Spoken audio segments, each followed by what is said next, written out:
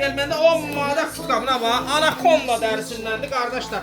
Bax, olan 100 neçə ədəddir. Kimə çatdı. Vaxtında gəl al. Bundan o tərəfə yoxdur. Özü də ki, verilir deməli.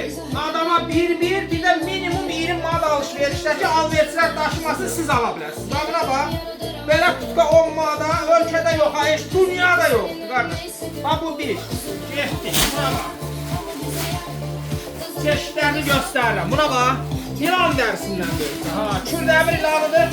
Buna bax. Oy. Buna bax. Görə 10 manata kim verə bilər axı bunu? Alın. Buna bax hələ.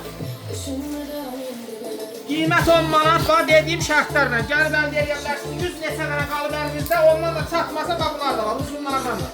10 manat. Götürürsən, gəlirsən tu elməylə. Gəl.